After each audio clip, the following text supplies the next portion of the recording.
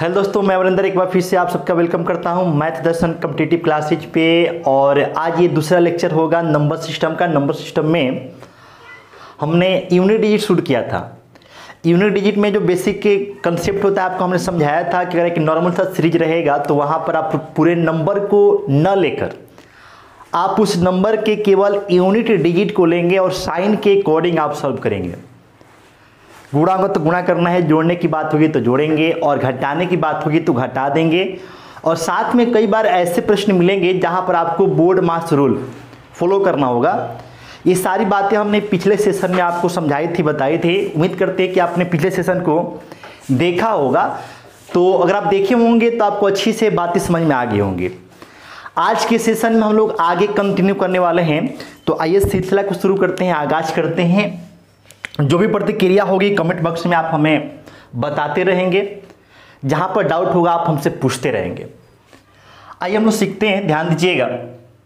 Normal सा series हो तो इकाई अंक कैसे निकालते हैं उसकी हम लोग बात कर चुके थे। अब देखिएगा, समझिएगा। अब अगर आपको मान लीजिए कि पावर वाली संख्या का इकाई अंक निकालना हो, पावर वाली संख्या का यूनिट डिजिट निकालना हो, तो आप कैसे निकालेंगे? जैसे आपसे कहा गया कि a2 पावर b या फिर a की पावर b के फॉर्म वाली संख्याओं का यूनिट डिजिट निकालना। a2 पावर b के फॉर्म का मतलब होता है रूप वाली संख्याओं का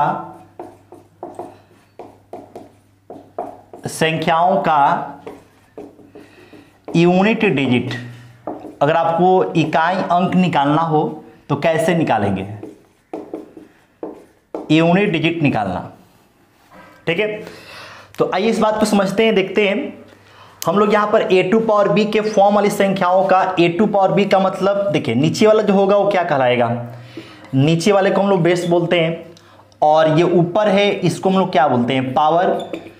पावर हिंदी में क्या बोलते हैं? तो घात कहते हैं। तो हम लोग a2 पावर b के फॉर्म वाली संख्याओं का क्या निकालने वाले हैं? तो यूनिट डिजिट, इकाई अंक निकालने वाले हैं। निकालने का तरीका क्या होगा उसको हम लोग डिस्कस करने वाले हैं। आइए समझिएगा।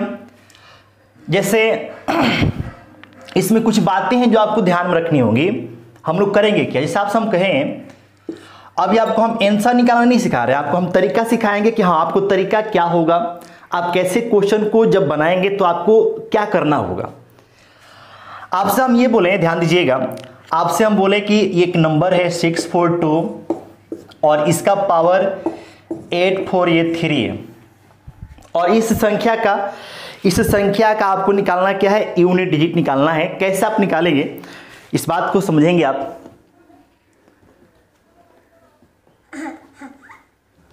ठीक है, आप इस बात को देखिएगा कैसे निकालेंगे। तो निकालने से पहले आपको, आंसर निकालने से पहले आपको करना क्या है, आप इस बात को पहले समझिएगा। आप क्या करेंगे? अच्छी देखिए, ये नीचे वाले को बेस बोलते हैं, ऊपर वाले को क्या बोलेंगे हम लोग? पावर। जो नीचे दिख रहा है वो क्या है? हमारा बेस है और जो ऊपर दिख रहा है वो क्या है? हमारा पावर है। तो आपको जब भी इकाई अंक निकालना हो आप क्या कीजिएगा कि जो ये बेस है, बेस में से केवल जो यूनिट डिजिट होगा आप उसका यूज करेंगे। इसका मतलब ये हुआ कि जो 642 है इसमें से हमको 64 का कोई मतलब नहीं है। हम यहां पर केवल किससे मतलब है? 2 से। और 2 का पावर आपको 800 कितना यूज करना है? तो 800 आपको 43, पावर आपका 843 है तो आप 843 से यूज करेंगे। पहली बात ये। अब आंसर क्या होगा आगे हम लोग डिस्कस करेंगे। फिलहाल आपको ये काम आपको करना है जब आप क्वेश्चन को सॉल्व करेंगे तब। इसी प्रकार से हमने 7249 ऐसे हमने लिख दिया। क्लियर? 7249 ऐसे लिख दिया और ये 6427 ऐसे हमने डाल दिया पावर में। मतलब पावर आपका कुछ भी हो सकता है, यहां पर कोई भी नंबर हो सकती है। जब हम लोग इकाई अंक निकालेंगे तो इकाई अंक निकालने के दौरान हम लोग केवल इसका यूनिट डिजिट यूज करेंगे। किसका? तो बेस का। बाकी सारे डिजिट को हमको छोड़ देना है, उनसे अब कोई मतलब रखना ही नहीं है। तो आप यहां से इनको छोड़ दीजिए, इनको छोड़ेंगे। हमें मतलब किससे है? 9 से। तो 9 टू पावर 6427।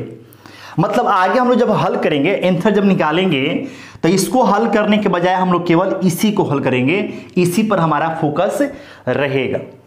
बात क्लियर? हमें फोकस कहाँ पर रखना है, कहाँ पर हमें मेहनत करना है, कहाँ पर हमें मेहनत करने से बचना है, ये आपको पता होना चाहिए। ऐसा नहीं कि भाई आप मेहनत करे जा रहे हैं और उस मेहनत से मतलब कि ज़्यादा कोई बेनिफिट हो नहीं रहा है आपका। मेहनत में आपका एनर्जी लॉस हो रहा है, टाइम लॉस हो रहा है।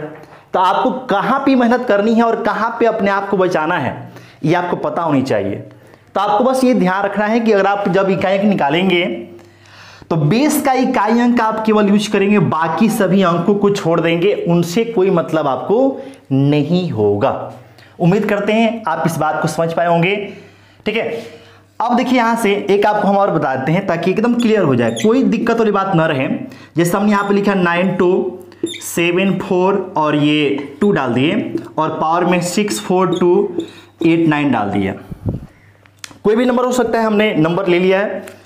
इसका इकाई अंक निकालना है तो इनसे कोई मतलब नहीं रहेगा, हमें मतलब किससे है तो 2 से, और 2 के पावर 6 4 2 8 9 है तो हम डाल दिए। यानी कि जब हमको हल करना होगा तो हम इन पूरे को नंबर हल नहीं करेंगे, हम लोग केवल इसी को हल करेंगे। हल करने के बाद से जो आएगा वो हमारा आंसर होगा।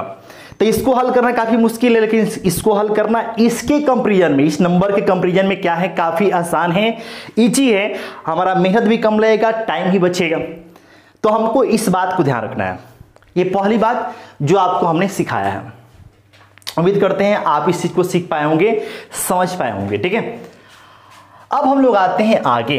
अब आगे हम लोग करना क्या है, तो देखिए इकाई अंक हम लोग पढ़ रहे हैं और अंक के इकाई स्थान पे जो अंक आएंगे, देखिए आपके अगर आप मैथ की बात करें तो मैथ में डिजिट्स की अगर बात करेंगे, अंक की बात करेंगे तो अंक आपके कौन कौन से हैं, तो 0 है, 1 है, 2 है, 3 है, 4 है, 5 है, 6 है, 7 है, 8 है और ये 9 है।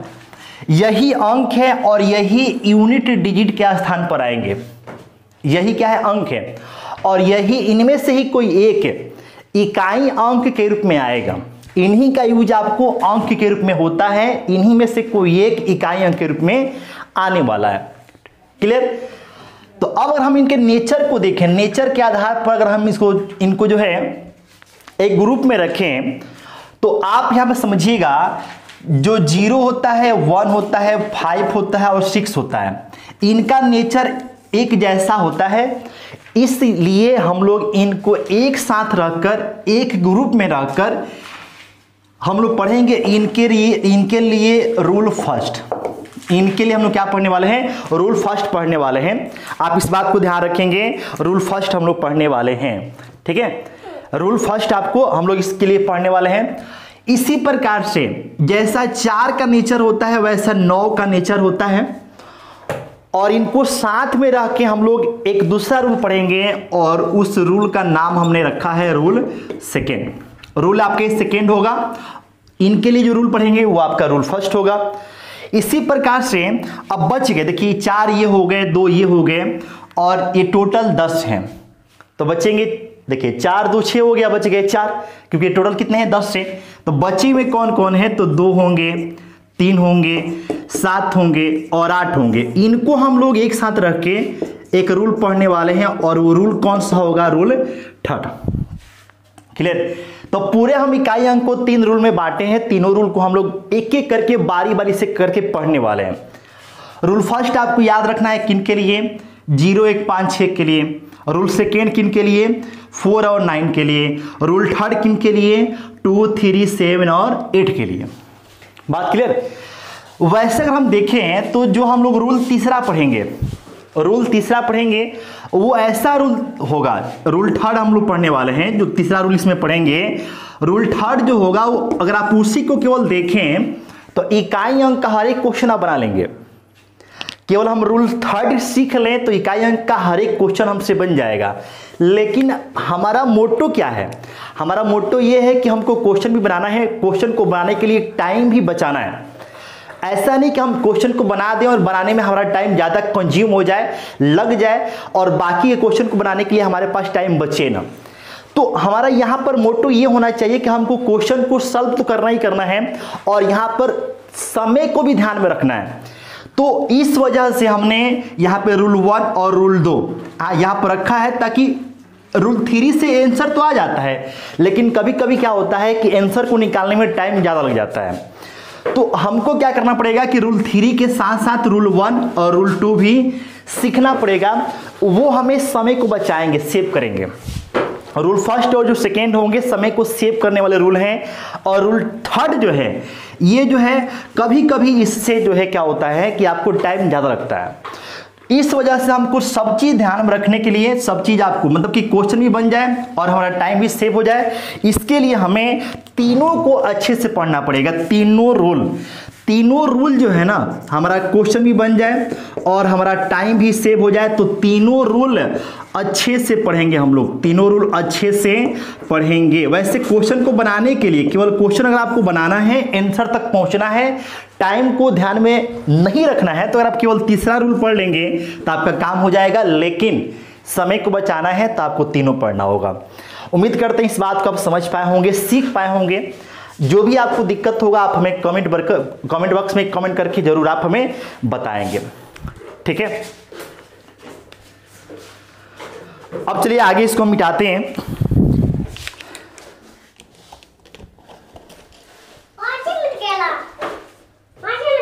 चुप रहो, मार खाएगी।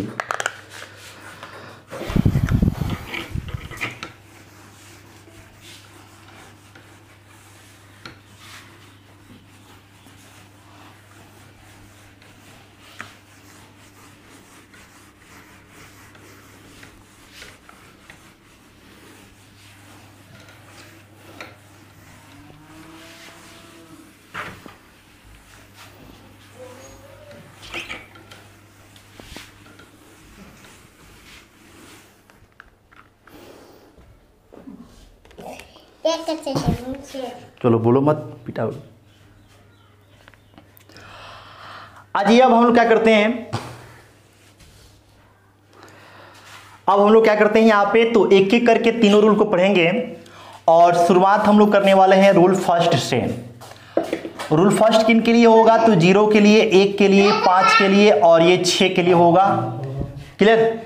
इसका मतलब ये हुआ कि अगर कोई संख्या है, ध्यान देंगे आप, अगर कोई संख्या है और संख्या को हमने यहां पर लिख दिया ABCD, पावर उसका PQRS है, या फिर पावर में कोई नेचुरल नंबर है। पावर PQRS मतलब क्या हो गया कि पावर में कोई नेचुरल नंबर है। नेचुरल नंबर या फिर आप उसको बोल सकते हैं कि गिनती की संख्या या फिर प्राकृतिक संख्या है, गिनती की संख्या या फिर प्राकृतिक संख्या है, ठीक है। तो आपको जो हमने बात बताया उसमें हमने क्या बताया कि हमको केवल यूनिट डिजिट, और यूनिट डिजिट यहां पर कौन है, D है, इससे मतलब रहेगा, बाकी से मतलब नहीं रहेगा। तो आप देखिए यहां से D की हम बात करें, D को लेंगे और पावर में आपका कोई नेचुरल नंबर n हो गया। अब यहां पर D का मान या तो 1 रहे, ध्यान देंगे आप, D का मान या तो 0 रहे या 1 रहे, 5 रहे या फिर 6 रहे, और ये पावर में कोई नेचुरल नंबर है। तो हम लोग क्वेश्चन को कैसे हल करेंगे, ठीक है। तो आप समझिएगा, जैसे मान लीजिए कि हम आपको एग्जांपल के रूप में समझाते हैं कि हमने लिख दिया 6, 4, 2 और ये 0 पावर में क्या है, तो ये हमने ये 14 डाल दिया। पावर में कुछ भी आप रख सकते हैं।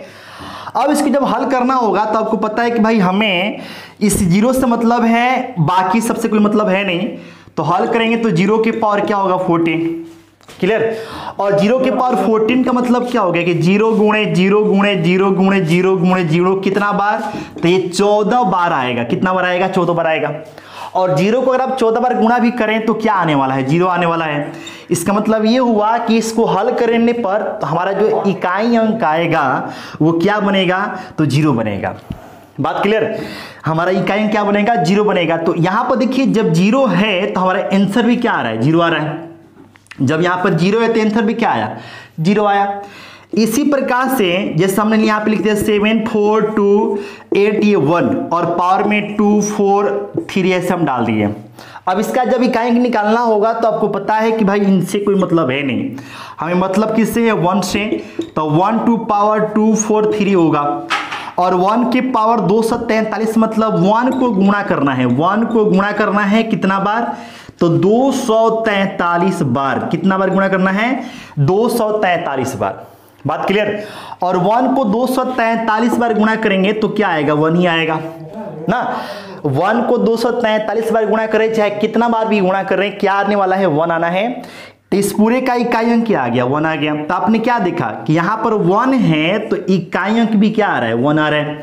यहां पर 0 है तो इकाई अंक भी क्या आ रहा है? 0 आ रहा है। इसी तरीके से अगर आप आगे बढ़ें और जैसे नंबर हम ले लिए यहाँ पे 7425 और पावर में 934 ऐसा हम डाल दिए। इसका इकाई अंक निकालना हो तो क्या करेंगे आप? 742 को हटाएंगे और यूज में क्या लेंगे? 5 को और 934 हो गया, ये 934 हो गया। अब जब इसको हल करेंगे तो देखिए 5 गुणे 5 गुणे ये 5 होगा और ये कितना बार होगा? तो 934 बार होगा। कितना बार? 934 बार। क्लियर? 934 बार होगा। तो अगर आप 5 को 934 बार गुणा करते हैं, ध्यान दीजिएगा, तो ये 5 25 25 हो जाएगा। बोलिए, 5 में 5 से गुणा करेंगे 25, 25 में इकाई का अंक क्या आएगा? 5।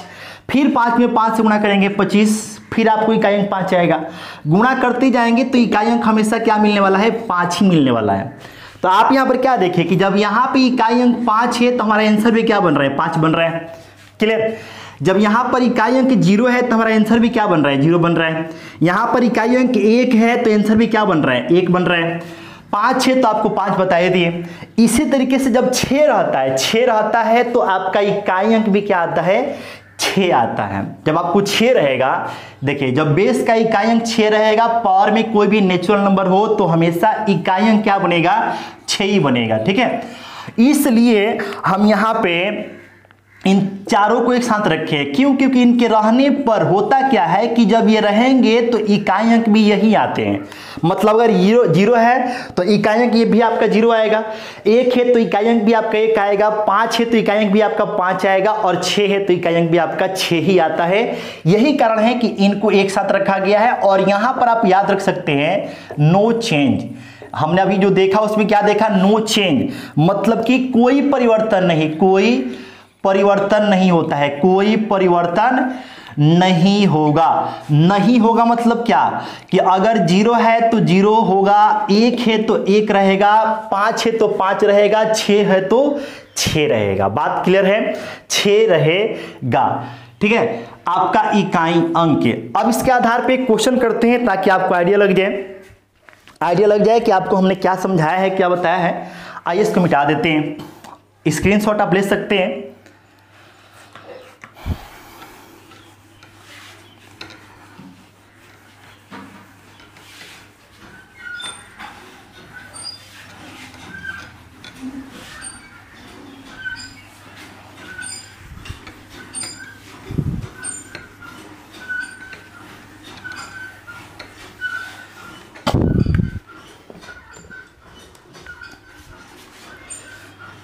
देखिएगा, जैसे पहले क्वेश्चन की बात करें कि क्वेश्चन है आपका 6 4 2 9 और ये 5 है और पावर में 6 4 2 8 और ये 3 है।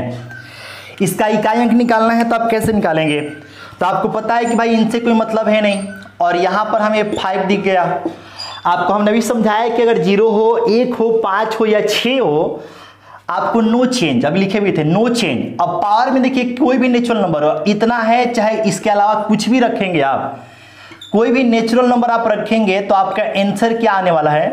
क्योंकि 5 है तो आपका 5 ही आने वाला है। तो इस क्वेश्चन के आंसर क्या बनेगा? 5 बनेगा। आपको अभी तो समझाएं, 0 है तो 0 आएगा, 1 है तो 1 आएगा, 5 है तो 5 आएगा, 6 है तो 6 आएगा। उम्मीद करते हैं आप इस बात को समझ पाए होंगे।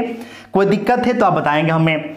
इसी तरीके से दूसरे क्वेश्चन की बात करते हैं कि 7 4 2 8 और ये 1 है, 9 3 4 गुणे 6 4 2 3 और ये 5 है और ये 3 4 2 8। ठीक है, अब इस क्वेश्चन को हल करना है तो आप यहां पर देखिए, और हल करके निकालना क्या है? तो हल करके निकालना है यूनिट डिजिट। क्या निकालेंगे आप? इसका इकाई अंक आप निकालेंगे, क्या होगा? क्लियर? तो देखिए दो ये यहां पर नंबर से, एक तो ये हुआ और एक ये हो गया। तो एक बार आप इसको हल करेंगे, एक बार इसको हल करेंगे और हल करके जो इकाई अंक आएगा उनको आपस में गुणा कर देंगे, क्योंकि गुणा की बात है। अब जब इसको हल करेंगे तो बात आपको पता है कि भाई इनसे कोई मतलब है नहीं, हमको मतलब किससे है? 1 से है। और 1 का पावर इतना हो, चाहे इसके अलावा कुछ भी रहे, कोई भी नेचुरल नंबर रहे, आपका 1 ही आना है। आपको मैं भी समझाया है। इसी प्रकार से जब आप इसको हल करेंगे तो इनसे कोई मतलब है नहीं, हमको मतलब किससे है, 5 से मतलब है। और जब 5 आ गया तो इतना हो, चाहे इनके बदले में कोई भी नेचुरल नंबर हो, आपको पता है कि 5 है तो 5 आएगा। आप फिर इंटू है तो इंटू कर दीजिए। तो 1 का पावर नेचुरल नंबर तो इकाई अंक 1, 5 के पावर नेचुरल नंबर तो इकाई अंक, ये 5 आ गया और गुणा करेंगे तो 5 आएगा। इसका मतलब ये हुआ कि इस क्वेश्चन के आंसर क्या बनेगा, 5 बनेगा। तो इस तरीके से हमने आपको पहला रूल समझाया। पहले रूल पे आपको हमने बताया कि नो चेंज, अगर बेस का इकाई अंक 0 हो, 1 हो, 5 हो या फिर क्या हो, 6 हो, तो यहां पर आपको सिंपल सा रूल याद रखना है, नो चेंज। नो चेंज मतलब कोई बदलाव नहीं, कोई बदलाव नहीं मतलब 0 तो 0, 1 तो 1, 5 तो 5 और 6 तो 6 रहने वाला है। यहां पर कोई चेंज आपको नहीं होता है। बात क्लियर? उम्मीद करते हैं कि आज की सेशन को आप एंजॉय किए होंगे, अच्छा लगा होगा। जो भी आपकी प्रतिक्रिया है कमेंट बॉक्स में आप हमें कमेंट करके बता दीजिएगा। चलिए फिर मिलते हैं अगले सेशन में। ओके बाय, अपना ख्याल रखिए, मस्त रखिए, तैयारी करते रहिए। बाकी कोई दिक्कत हो, किसी टॉपिक को लेकर दिक्कत हो तो कमेंट कर दीजिएगा आपको हम, या फिर आप लाइफ में किसी चीज़ से लेकर परेशानी में हो तो आप एक कमेंट कीजिएगा, आपको हम उस टॉपिक पर आपके लिए अपनी तरफ से जो भी हमारे थॉट्स हैं उसके बारे में आपको हम बताएंगे, ताकि आप उस परेशानी से उबर सकें। तो लाइफ में जो भी समस्याएं होती है उसके बारे में डील करना एक टीचर का ही काम होता है। तो आपको हम वो सभी सिखाएंगे। चलिए जो भी दिक्कत होगा आप बताएंगे। Okay bye.